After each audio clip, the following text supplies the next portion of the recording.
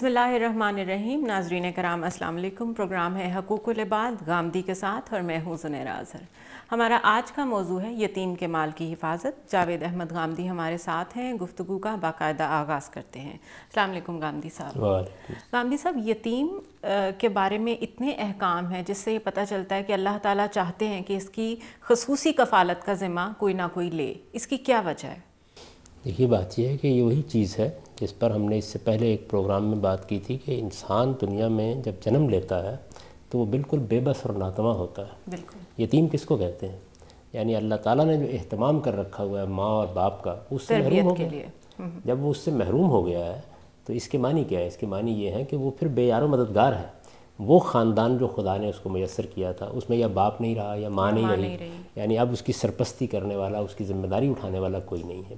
اس صورتحال میں پھر کس پہ ذمہ داری ڈالنی چاہیے؟ یعنی ایک چیز تو یہ تھی کہ اللہ تعالیٰ یہ قانون بنا دیتے کہ نہیں, بچہ جب تک اس مرحلے سے گزر نہیں جائے گا, وہ بلوغ کی عمر کو نہیں پہنچ جائے گا, وہ اپنے معاملات کو سنبھالنے کے قابل نہیں ہو جائے گا, ماں اور باپ میں سے کسی کی وفات نہیں ہوا کرے گی. صحیح. تو یہ تو قانون کے خلاف ہوتا, اس لیے کہ دنیا جس قاعدے پر بنائی گئی ہے اس میں موت کو اس طریقے سے ایک متعین وقت پہ نہیں آنا. اب اگر یہ نہیں ہو سکتا تو پھر ناگزیر ہے کہ ایسی صورت جب کبھی بھی پیدا ہو معاشرے کی طرف اس ذمہ داری کو منتقل کر دیا جائے. معاشرے کی طرف جب آپ ذمہ داری کو منتقل کریں گے تو سب سے پہلے قریبی اعزاء و اقربا اس کے لیے مسئول ٹھہرائے جائیں گے. صحیح. قریبی اعزاء و اقربا ہی سے بات شروع ہوگی.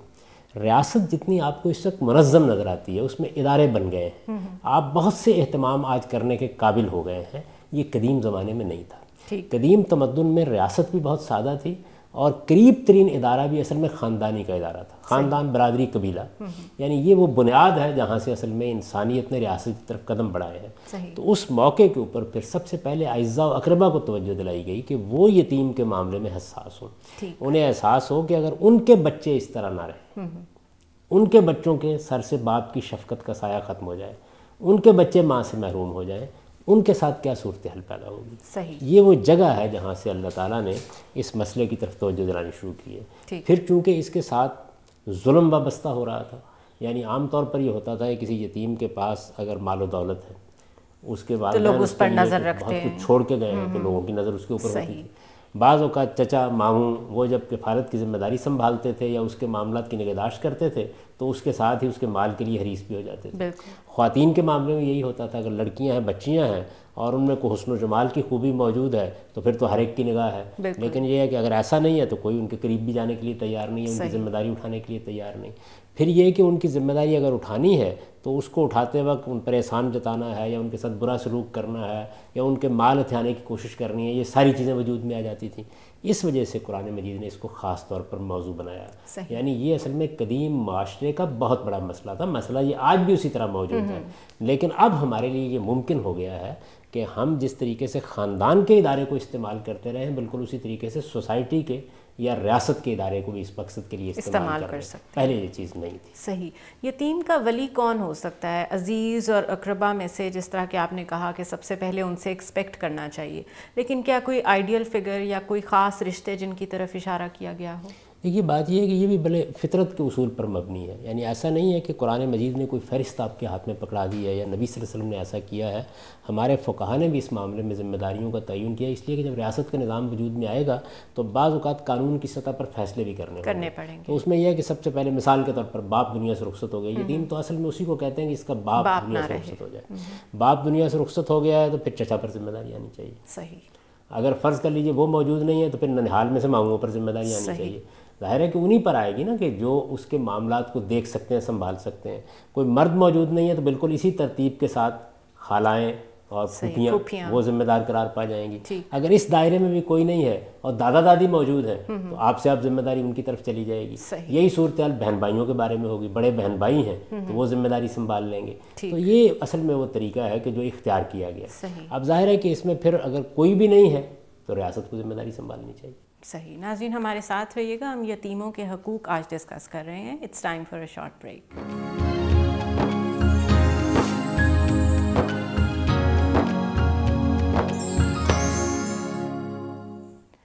वेलकम बैक नाजरीन, हकूकुल इबाद गामदी के साथ में आज हम यतीमों के हकूक़ डिस्कस कर रहे हैं। जावेद अहमद गामदी हमारे साथ हैं। गामदी साहब, अगर एक शख्स ज़िम्मेदारी लेता है किसी यतीम की और उसको एक ख़ास, जब तक वो बालिग नहीं होता उस उम्र तक उसको बहुत अच्छे तरीके से पालता पोसता है, तो क्या वो इसका कोई मुआवजा ले सकता है? अगर वो महसूस करता है कि वो ये खिदमत बगैर किसी मुआवजे के नहीं कर सकता, देखिए आइडियल बात तो यही है, मिसाली सूरत तो यही होगी कि वो बगैर किसी मुआवजे की खिदमत करे, क्योंकि ये बड़े अजर की चीज़ है। सही। आदमी की असली निगाह मज़हब ये चाहेगा कि आखिरत पर हो। जन्नत कोई मामूली चीज़ नहीं है, और उसमें आपको जो नेमतें मिलती हैं वो आपके रवैये के नतीजे में मिलती हैं। सही। तो अगर आप यतीम की निगहदाश्त करते हैं, आप उसके माल को हिफाजत से रखते हैं, आप उसके कारोबार को फ़रोग़ देते हैं, आप उसकी खैरखाई के जज्बे से सब मामलात करते हैं, तो ये इतने बड़े अजर की चीज़ है कि बहुत से आपके गुनाहों की माफ़ी का बायस भी बन सकती है, आपके दर्जात की बुलंदी का बायस भी बन सकती है। सही। तो असलन तो यही करना चाहिए। लेकिन एक शख्स ज़रूरतमंद है, या वो अगर कुछ वक्त दे रहा है या आपकी जायदाद को देख रहा है, तो फिर उसके वक्त का बहुत सा हिस्सा उसकी अपनी मईशत के लिए नहीं सर्फ हो सकता। इस तरह की सूरत हाल में कुरान ने ये इजाज़त दी है कि वो मारूफ के मुताबिक एक मुआवजा तय कर ले। मारूफ का मतलब ये होता है कि सोसाइटी में जानी पहचानी बात हो, यानी ये नहीं है कि आप अपनी मर्ज़ी से जितना चाहते हैं उसके अंदर से अपना हिस्सा निकाल लेते हैं। नहीं, आपको फिर माशरे के अंदर से 2-4 लोगों को एतमाद में लेके या बरादरी को बता के मुतय्यन कर लेना चाहिए कि देखिए ये मेरी ज़रूरत है और ये मैं इतना ही इसमें से लूँगा। सही। आप क्या समझते हैं कि एक बच्चा जो कि इस उम्र तक वैसे तो पहुंच गया है फिज़िकली, कि हम उसको कह रहे हैं वो बालिग है और अब इसका माल इसके हवाले कर देना चाहिए, लेकिन अभी तक वो शऊरी तौर पर इस काबिल नहीं हुआ कि अगर उसके माँ बाप ने या उसके बाप ने, अगर हम यतीम की बिलखसूस बात करें, जितना कुछ उसके लिए छोड़ा है, हमें ये डर हो कि वो उसका कोई नाजायज़ इस्तेमाल करेगा, गलत सोबत में पड़ सकता है, उसको ज़ाया कर सकता है, तो हम रोक के कुछ अरसा मज़ीद बढ़ा सकते हैं उस लिमिट का जिसमें हम इस माल को अपने तसरुफ़ में रखेंगे? इसमें तो कुरान मजीद ने तय कर दिया है कि बलूग असल चीज़ नहीं है, इन आनस्तुम फ़ीहिम रुश्दा। इसमें ज़रूरी है कि उसके अंदर शऊर पैदा हो जाए, वो अपने मामलात को संभालने के काबिल हो जाए। सही। इसमें यह बताया गया कि आप यतीम को आजमाते रहें, यानी उसको ज़िम्मेदारियाँ दे के देखें, पहले जुज़वी तौर पर ज़िम्मेदारियाँ दें, जिस तरीके से वालिदैन करते हैं। सही। यानी वालिदैन अपने बच्चों के साथ क्या मामला करते हैं, वो आहिस्ता आहिस्ता कुछ ज़िम्मेदारी में उनको शरीक करते हैं, देखते हैं कि वो क्या कर रहे हैं, नुकसान का मामला भी उतना ही रखते हैं कि जिसका तहम्मुल किया जा सके। फिर उसके बाद वो वक्त आ जाता है कि जब सब कुछ उनके सुपुर्द कर दिया जाता है। इसका मतलब ये गांधी साहब कि ये कोई कैलकुलेटेड चीज़ नहीं है जिसमें आपने अपने ज़िम्मे एक ज़िम्मेदारी तो ले ली, लेकिन अब आप इंतज़ार में बैठे हुए हैं कि कब ये ज़िम्मेदारी आपके सर से उतर जाती है।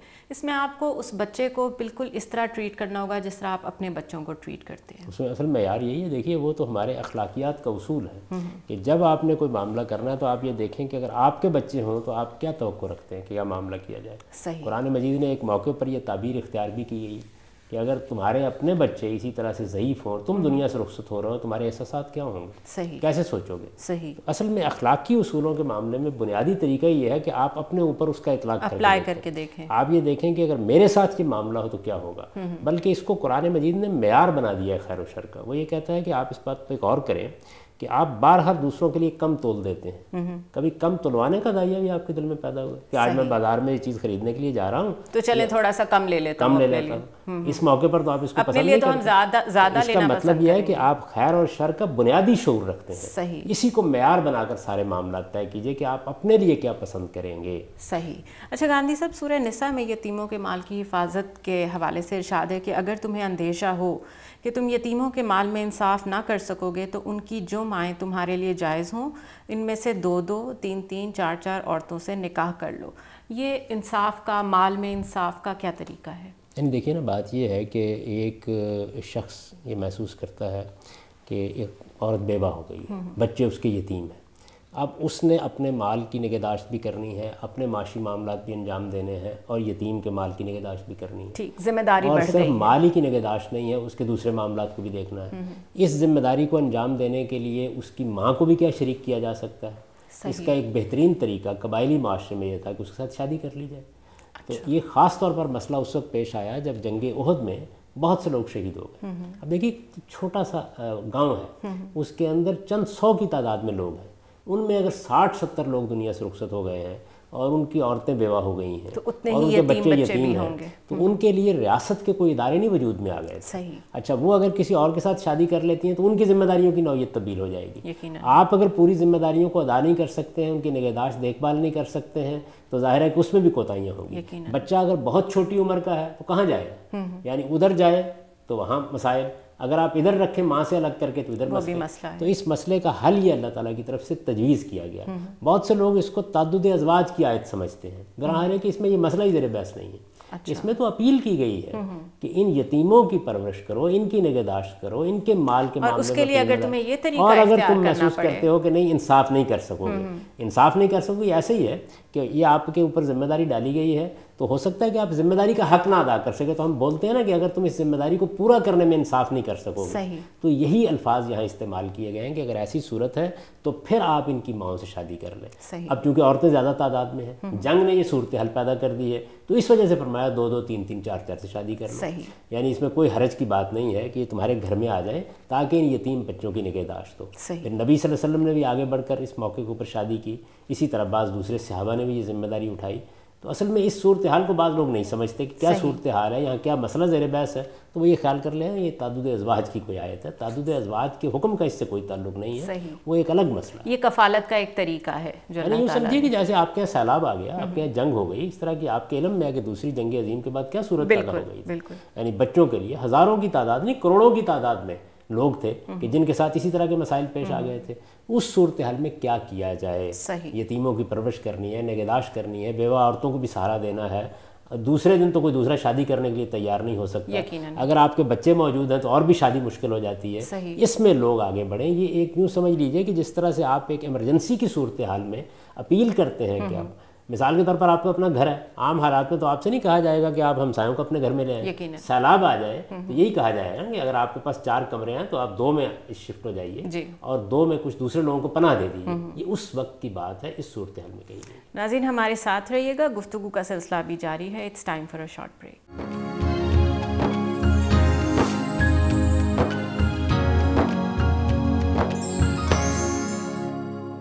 ویلکم بیک ناظرین. حقوق العباد گامدی کے ساتھ میں آج ہم یتیم کے حقوق ڈسکس کر رہے ہیں. گامدی صاحب، آج کل حالات بدل گئے ہیں، بچوں کی ڈیمانڈ صرف بیسک نیسیسٹیز تک محدود نہیں رہ گئی. ابھی ایک بچہ تعلیم کے ساتھ موبائل بھی چاہتا ہے، موٹر سائیکل یا گاڑی بھی چاہتا ہے. اگر ایک ولی ہے وہ اتنی سہولیات اس بچے کو نہیں دے سکتا تو وہ کیا کرے؟ دیکھیے اپنے حالات کے لحاظ سے سب معاملات ہوتے ہیں. یہاں پر تو لوگ کہیں گے کہ اپنے بچوں کو آپ اس طرح پال رہے ہیں جبکہ جس یتیم کی آپ کفالت کر رہے ہیں اس کے ساتھ آپ فرق کرتے ہیں، تو وہ کیا کریں؟ اصولاً تو یہ کرنا چاہیے کہ اگر آپ کے بچے ہیں اور آپ ان کے ساتھ کوئی معاملہ کر رہے ہیں تو ان بچوں کے اندر بھی ایثار کا جذبہ پیدا کریں. ممکن حد تک قریب لانے کی کوشش کریں. لیکن بہرحال یہ ایک نازک ذمہ داری ہے. اس نازک ذمہ داری کو ادا کرتے ہوئے کوشش تو یہی کرنی چاہیے کہ آپ جس حد تک بھی قریب جا سکتے ہیں جائیں، لیکن اگر کوئی کوتاہی ہوگی تو امید ہے کہ اللہ تعالیٰ معاف فرمائیں گے. اس میں اصل چیز لوگ نہیں ہیں، اصل چیز خدا ہے. آپ کا رابطہ اس کے ساتھ ہونا چاہیے. آپ کو اگر خدا کی سچی معرفت حاصل ہے تو پھر آپ ہر لحظہ لرزتے کانپتے ہیں کہ آپ سے کوئی کوتاہی نہ ہو جائے. اس میں کوشش، ہدف آپ کا یہی ہونا چاہیے کہ آپ ممکن حد تک اگر آپ کے گھر میں ایک یتیم رہ رہا ہے تو اس میں اور آپ نے بچوں میں کوئی فرق نہ پیدا ہونے دیں. یعنی بچے یہ محسوس کریں کہ وہ ایک ہی سطح پر سارے معاملات دیکھ رہے ہیں. اپنے بچوں کی کچھ ضروریات کم کر لیں، ان کے اندر ایثار کا جذبہ پیدا کر دیں. بچے بڑی جلدی اس کے لیے تیار ہو جاتے ہیں. اور میں آپ سے عرض کروں اگر بچوں میں یہ شعور پیدا کیا جائے تو وہ اپنی بعض چیزیں بھی دینے کے لیے تیار ہو جاتے ہیں. آپ کو اصل میں وہ ماحول پیدا کرنا ہے. لیکن اگر آپ خود تفریق کے مقام پر کھڑے ہیں، آپ تحقیق کرنا چاہتے ہیں، آپ خود فائدہ اٹھانا چاہتے ہیں، تو پھر تو آپ کے بچوں کی طرف بھی یہی چیز منتقل ہوگی. اگر آپ کو یہ لگتا ہے آپ نے ایک یتیم کو بالکل اپنے بچوں کی طرح پالا ہے اور آپ کو لگتا ہے کہ کسی سٹیج پہ اس کے ساتھ سختی کرنی پڑے گی کئی معاملات میں، تو کیا آپ کر سکتے ہیں؟ سختی تو آپ جیسے اپنے بچوں کے ساتھ کرتے ہیں اس کی اصلاح کے لیے کر سکتے ہیں. اصل چیز یہ ہے کہ آپ اپنے آپ کو خدا کے سامنے جواب دہ سمجھتے ہیں تو پھر لوگوں کی پرواہ نہیں کیجیے. کیونکہ گاندھی صاحب دیکھیں یہ صرف مال کی حفاظت کا معاملہ نہیں ہے. جب آپ نے ذمہ داری لے لی تو پھر اس بچے کی تعلیم و تربیت بھی آٹومیٹکلی آپ کی ذمہ داری میں آ گئی ہے. اخلاق بہتر رکھنے ہیں، آپ اس کے کردار کی تعمیر کرنی ہے. دیکھیے بات یہ ہے کہ لوگ کیا کہتے ہیں، وہ تو خارج میں کھڑے ہیں اور وہ بہت سی باتیں بنا سکتے ہیں. اصلی چیز یہ ہے کہ آپ کا ضمیر کیا کہتا ہے. کیا آپ فی الواقع اسی طرح کا معاملہ کر رہے ہیں جو آپ اپنے بچوں کے ساتھ کرتے ہیں؟ یعنی احتیاط ملحوظ رکھتے ہوئے آپ اس کی کچھ نہ کچھ گوشمالی بھی کریں گے، توجہ بھی دلائیں گے. آپ کسی موقع پر ہو سکتا ہے کہ مال دینے میں، روپیہ دینے میں بھی سختی برتیں. یہ ساری چیزیں آپ اپنے بچوں کے ساتھ بھی کرتے ہیں. اصل چیز یہ ہے کہ آپ نے جو معیار رکھا ہوا ہے معاملہ کرنے کا، کیا وہ یکساں ہے؟ صحیح، بس اس کا جائزہ لیتے رہیے. ٹھیک. ہر روز جب آپ بستر پر رات کو جائیں، کیونکہ آپ نے ایک بڑی ذمہ داری اٹھائی ہے، تو اپنے اعمال کا جائزہ لے کے دیکھ لیں کہ آپ کے ہاں کوئی جانبداری تو پیدا نہیں ہو رہی. صحیح. اگر آپ انصاف کے ساتھ اپنی طرف سے معاملات کر رہے ہیں، اس میں بھی کوتاہی ہو سکتی ہے، لیکن جو نیک نیتی کے ساتھ کوتاہی ہو جاتی ہے یا غلطی ہو جاتی ہے، اسے اللہ معاف فرما دیتا ہے. اس کی ضمانت دی ہے اللہ تعالیٰ نے قرآن مجید میں کہ جو تم دل کی آمادگی کے ساتھ گناہ کرتے ہو، مواخذہ اس پر ہوتا ہے. صحیح. جو تم خطا کر دیتے ہو، غلطی کر دیتے ہو، اس پر اللہ کوئی مواخذہ نہیں. غامدی صاحب، ریاست کس طریقے سے فیسیلیٹیٹ کر سکتی ہے آج کے دور میں، کیونکہ اتنی نئی انوویشنز سوشل سسٹمز میں بھی ہو گئی ہیں، آرفنیجز آ گئے ہیں اور SOS ہاؤسز اور پتہ نہیں کیا کیا وجود میں آ گئی ہے، جس میں کانسیپٹ یہی ہے کہ آپ کچھ ایسے بچے جن کے سر پہ پیرنٹس نہیں ہیں، آپ ان کی کفالت کا ذمہ لے لیتے ہیں. کیا یہ زکوٰۃ کی ایک قسم ہے؟ کیونکہ کئی لوگ اپنے آپ کو ظاہر بھی نہیں کرتے کہ وہ کون لوگ ہیں جو ان آرفنیجز کو سپورٹ کر رہے ہیں، اور اس میں کیا ریاست بھی کوئی رول پلے کر سکتی ہے؟ یقیناً کرنا چاہیے. دیکھیے بات یہ ہے کہ جو جدید معاشرہ وجود میں آ رہا ہے، اس میں لوگوں کے لیے انفرادی سطح پر یا خاندانی سطح پر ذمہ داریاں ادا کرنا مشکل ہوتا چلا جا رہا ہے. یہ تمدنی تبدیلی ہے. ہم بعض اوقات تمدنی تبدیلیوں کو اس طریقے سے محسوس نہیں کرتے. صحیح. جذبہ تو یہ بہت اچھا ہے، لیکن حالات بھی اس میں بڑا کردار ادا کرتے ہیں. قبائلی معاشرے میں آپ قریب قریب رہ رہے ہوتے تھے، گھروں کا بھی زیادہ فاصلہ نہیں ہوتا تھا. جو گھروں کی اب ضروریات ہیں وہ ضروریات بھی اس زمانے میں نہیں تھیں. اگر کوئی ایک ہی بڑا سا دالان ہے یا ہال ہے تو اسی میں سارے کے سارے لوگ سو رہیں گے. اسی طرح تعلیم تربیت کے مسئلے بھی اتنے سنجیدہ اور پیچیدہ نہیں تھے. تو یہ جو صورتحال ہے، اس میں اب ظاہر ہے کہ معاشرے کو اپنا کردار ادا کرنا ہے. معاشرے کا کردار اس وقت جدید ریاست میں 2 سطحوں پر ادا ہو رہا ہے. ایک تو یہ ہے کہ بہت سی NGOs وجود میں آ جاتی ہیں. بالکل. یعنی ایسی حکومت کے سے ہٹ حکومت سے ہٹ کے اس طرح کی تنظیمیں وجود میں آ جاتی ہیں کہ جو اس طرح کے ادارے بناتی ہیں. بہت اچھے ادارے دنیا بھر میں اس طرح کے بنائے گئے ہیں. ان اداروں کے اندر کیا اصول ہونے چاہیے، کیا قاعدے ہونے چاہیے، وہی کہ جو ولی کو قرآن مجید نے بتایا. صحیح. یعنی اولیاء کے لیے جو قواعد بیان کیے گئے ہیں، وہی روح اس کے اندر بھی ہونی چاہیے. صحیح. اسی طریقے سے، اسی محبت سے، اسی شفقت سے، اسی سطح پر، اور ان کی نگرانی بھی ہوتی رہنی چاہیے. اس کی وجہ یہ ہے کہ جب اس طرح کی NGOs وجود میں آتی ہیں اور وہ کچھ کام کرتی ہیں تو اس میں بھی غلط محرکات کے لوگ آ جاتے ہیں. جس طرح وہاں تعلیم تربیت کی اور خدا خوفی کی ضرورت تھی، بالکل اس طرح یہاں بھی ہونی چاہیے. صحیح. اور ان کی بھی پوری نگرانی رکھنی چاہیے، کیونکہ معاملہ یہ ہے کہ اگر باشعور بچے ہوں گے، بڑی عمر کو پہنچ جائیں گے، تو وہ تو شاید اپنے حقوق کے لیے آواز بھی اٹھا سکیں. یہاں تو بہت ستم ہو جاتا ہے بعض اوقات. صحیح. اس وجہ سے اس طرح کے ادارے وجود میں ضرور آنے چاہیے، لیکن ان کے لیے بڑی اچھی قانون سازی بھی ہونی چاہیے اور ان کی نگرانی کا اہتمام بھی ہونا چاہیے. اب یہ تو معاملہ ہے کہ جب لوگ خود آگے بڑھے، یعنی سوسائٹی میں لوگ آگے بڑھے اور انہوں نے اس طرح کے ادارے بنا دیے. اس سے آگے بڑھ کر ریاست بھی اپنی سطح پر یہ کام کر سکتی ہے. صحیح. اور ریاست کو بھی یہ کام کرنا چاہیے. اس کی وجہ یہ ہے کہ ہمارے دین میں بھی یہ اصول قائم کر دیا گیا ہے کہ جس کا کوئی ولی نہیں ہے، ریاست اس کی ولی ہے.